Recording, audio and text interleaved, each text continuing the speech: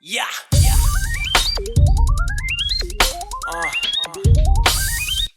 Hey yo, man, it's your time. Man, fuck poverty. Get this money, man. What's up, everybody? Welcome to the Pnljudgementals podcast, What's up, everybody? It's your boy Phil. and I'm Leroy. Well, we going to Detroit, Michigan, where Oakland County Judge Kathleen Ryan, who calls herself a new racist, vacates position after a news investigation. Here's the report. The news had to investigate it, not the background checks, as you call it. Here's the report. That breaking news from the 7 investigators, a local judge accused of making racist and homophobic comments is vacating her position after being removed from her docket more than a year ago. It's a story the 7 investigators first broke in September. If she got removed, how is she vacating her position? You got removed. You got to take it from you. You don't got to say both. Well, they let her go in a nice way, Or 7 investigator Heather Catallo is here with what she has learned. This has been a long process. You'll recall we revealed recordings of Judge Kathleen Ryan making some shocking statements. Judge Ryan has essentially been on paid leave for 15 months. And one paid leave for 15 months. Wouldn't you like a paid leave for 15 months? Yeah. So she got paid sitting at home for 15 months, almost 2 years.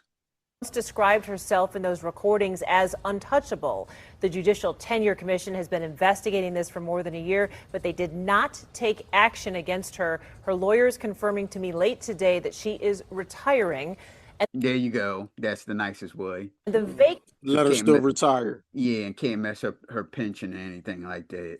vacancy for her position So nice that they did that. has already been posted by the governor's office for potential candidates to apply for an appointment to the bench. I can honestly say that, okay, I'm not systemically racist, I'm a new racist. The 7 investigators were the first to reveal the recordings that Oakland County officials say prompted Judge Kathleen Ryan's removal. Somebody don't like her. Yeah.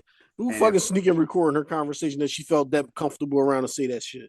And if I'm a brother and I got convicted in her court, I'm definitely going to try to see and get that overturned. Yup, give me a lawyer. Excuse me, she already had it against me. You hear what's going on with her? Yep.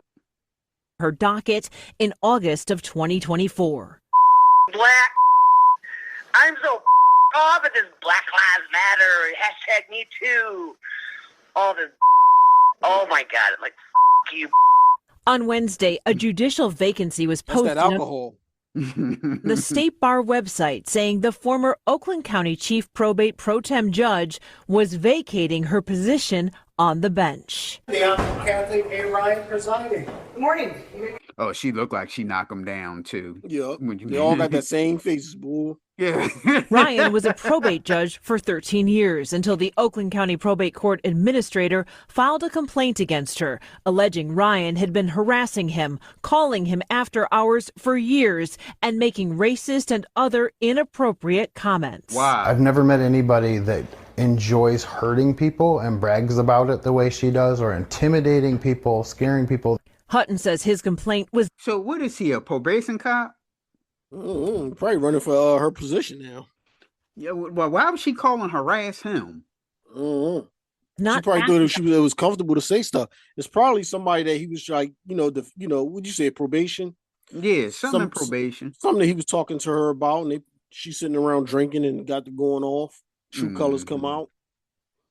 on for months. So he then sent the recordings of his calls with Judge Ryan to state and county officials. I just want to make it right. And They didn't do anything. I want the people in Oakland County that come to court to get a fair shake, to have their day in court, to have an unbiased trier of facts. If you're black from any other country, you're doing way better. If you're an American black person, then you're a lazy piece of. Judge Ryan. Here we go. Jesus. That's new racism. That's one of the oldest lines in the book. Ryan has been paid for the last 15 months while she was out of the courthouse, and taxpayers have been footing the bill for visiting judges to handle her docket. Now her lawyers say she is retiring and leaving the. Well, for some of these states that claim that they don't have any money and they almost going bankrupt, they sure got a lot of money to be doing bullshit like this. So they paid her for 15 months, and they had to pay the judges that in her Replacement place. judges, yup. Okay. Seemed like there's a lot of money going around. bench. Judicial Tenure Commission investigations are not public unless they reach the point of the JTC filing formal charges. Again, that did not happen in this case, so the results of that will not be made public. Now, No, all this stuff should be public. meanwhile, I did speak with one of Stop Judge it. Ryan's colleagues, Judge Daniel A. O'Brien. He said Judge Ryan was a good judge, and he expressed frustration. Stop it. She's a court judge, and like he said, you're supposed to have an unbiased opinion on when you in there.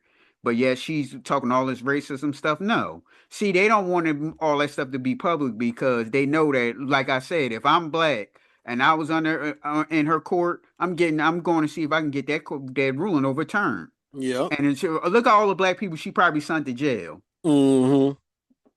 That the court was left with visiting judges for so long while the JTC investigated, saying that really left a lot of cases not having continuity. So at least there's some resolution. She's retiring. At least, and I'm sure a lot of people who have been in front of her are going back in their memories and going, wow. Did I get a fair shake? Yeah.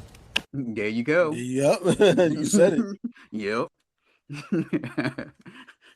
So we going to Miami, Florida, where a South Florida woman, Jessica Gibson, lost $21,000 to a fraudulent trading contract, promising a $250,000 return. So she put in her $21,000 and thought she was going to get a $250,000 return. Here's the report. CBS News Miami investigates. A South Florida woman says she is out tens of thousands of dollars after falling victim to a contract that she says just seemed too good to be true. Well, the woman has been trying to get her money back for nearly a year. Good luck with that. So she reached out to us for help. CBS News Miami's Steve Majiri is your reporter who went looking for answers. Jessica Gibson says she had been saving up for years so she could start investing in real estate. I've always wanted to invest it. I just didn't know how to go about it. She says she met a man named Alex Moore through a mutual friend last year, and she says he told her of an investment opportunity. And that's when he tells me about this trading deal that he has going on. She says after talking with him for a few weeks, he showed her this contract, which says if she puts down $25,000, she will get a $250,000 bonus check and will then get 40 weekly performance checks. No, we looked at the contract, and it doesn't specify what kind of investment Gibson got into. Cocaine. Absolutely. He felt very trustworthy. I mean, the stories he's told me, the time we spent time together, it wasn't just Ma'am, like I you know this is complete bullshit. met someone and I was just going off of a whim. Gibson says she signed the contract on January 5th of last year. Here's Moore's name and countersignature on the document. Gibson says she was only able to come up with and it looked like she's sitting on something too on this little clip here. $21,000, but she says Moore spread. Yeah. Did that anyway.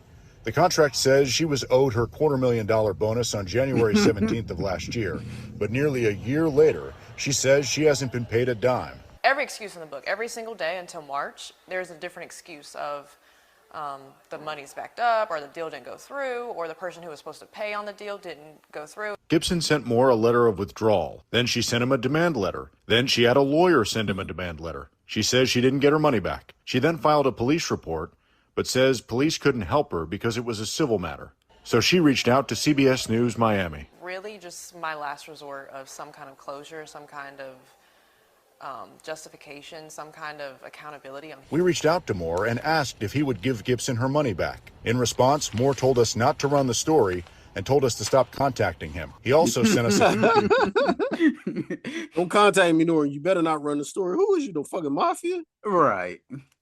withdrawal letter that we already had. It's not a professionally written contract. We ran the contract by lawyer Raul Guest. Well, damn, I'm not a lawyer and I don't know anything about contracts, and I can look and tell that's some bullshit contract just by how the way it was worded. Does he? The rate of return is just outlandish. No one can provide those kinds of. Right. How in the world I'm gonna give you $21,000 and I'm gonna get returned $250,000? You must be selling cocaine or something. Returns. My clients have come to me with something like this, and I said, never in your right mind should you do this deal. Gastesi says before anyone contributes to an investment, he'd recommend opening up the books on the investment first. Tax returns, bank deposits. Oh, come on, sir. She wasn't thinking about none of that stuff. She was only thinking about profit that and loss money. statements, balance sheets. Ask your accountant to review those before you do the deal. Once you've reviewed them, then bring those to the lawyer. Gibson says she doesn't expect to get her money back and says her only takeaway from this is that it's an expensive learning experience. Do your due diligence. Don't trust people off of a whim. Don't trust them off of their character. And Gastesi says another big red flag from this deal was the fact that the contract was so short. He says that investment deals usually have contracts that are much longer than just one page, what type of shit like is this contract was. Gastesi So this young girl got $21,000 laying around that she can just fucking give away on a fucking whim to try to come up. Well, you know, she said she saved it. Oh, sure she did. that while this Probably working right at the club. Yeah, I think so too. Or if it wasn't stripping, it was bartending. Bottle girl or something. Yeah, one or the other. She got the face and the body for is it. short. It is enforceable. Austin? So it's like you had the discipline and mindset to save 21,000, but then you turn around and be an idiot and just give it to some fucking quick scam. Mm-hmm. They don't make sense. Nope. Well, we go into Bethesda, Maryland, where convicted squatter Tamika Good, released from prison, returns to a $2.3 million Bethesda home. Here's the report.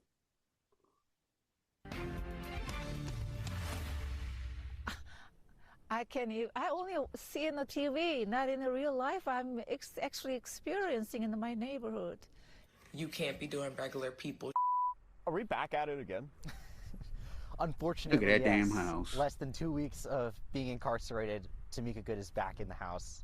For months, we've been tracking the alleged squatter takeover of a $2.3 million Bethesda home that's been foreclosed and bank-owned. Occupants Tamika Good and her partner Corey Pollard have been at the center of the alleged occupancy. Get out my face. Ma'am, why are you in a $2.5 million property? After months of delays, Good was convicted on all counts on January 22nd, sentenced to 90 days in prison. Pollard continues to face extradition for multiple vehicle theft-related crimes in Pennsylvania. 11 days Well, later, damn, she's Good been was released stealing on cars, appeal too? on February 2nd after posting a $5,000 cash bond. Of course she got Activities in the $5,000. house She's been started living in the again house for free. Soon after her release. For days, a woman wearing similar shoes and green pants was seen moving in and out of the alleged Bethesda squatter home. We spoke with Alex Webster about his client. Look, there's a question. Damn, what's that, like 4 garage thing? Yep. Mm-hmm. How would your client, Miss Tamika Good, get inside a $2.3 million property? Cut. I don't know if I can answer that. Allegedly. If he walk in, he my lawyer, I'm like, can you get somebody else, please? And you go get your dad, like, what the fuck is this? Yep.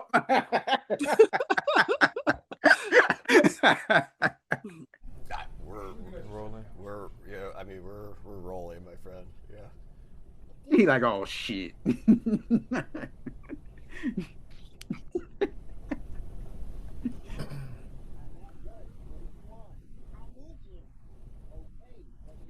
All right, can you re-ask the question?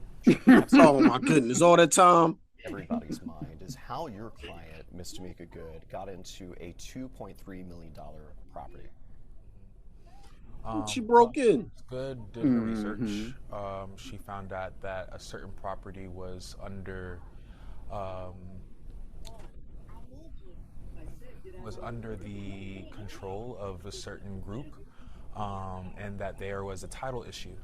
Due to the title issue, she was able to assume the property under squatter's rights. So, in Maryland, there isn't a particular squatter right. Am I missing something?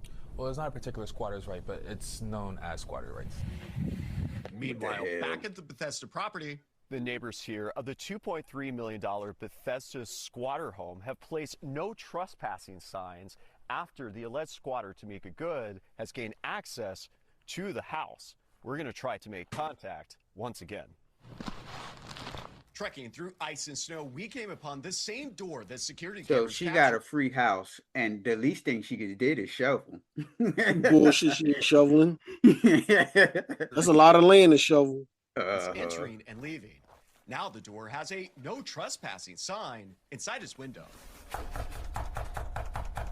After knocking on the door and falling, we proceeded to knock as well. Not an answer from the alleged squatters. So everybody who lives here works so hard for their life. They earn The their neighbors hating. Me lives nearby the alleged squatter house. She asked us to hide her identity over safety concerns. She was sentenced to 90 days in prison, and she was just released, and she's back in the house. What do you make of that? The bank dropping the ball. on the lack of a law. We asked Ian Chen, age 19, how the almost year-long battle started. He filed charges that led to Good's 90-day sentencing. When you first called Oh, the so police he's the looking snitch, at the huh? squatter, what did they do? Nothing, really. They just knocked on the door, and when there was no answer, they just got back in their cars and left. Well, can we assume that all this lawsuits and all that stuff is because she's black? No. Okay, She's a you don't think squatter. so? Okay. The thing is, if she wasn't a squatter, if she was like white or Asian, they would have just assumed that she had money and she was living in there, and they wouldn't even been Right. fucking with her.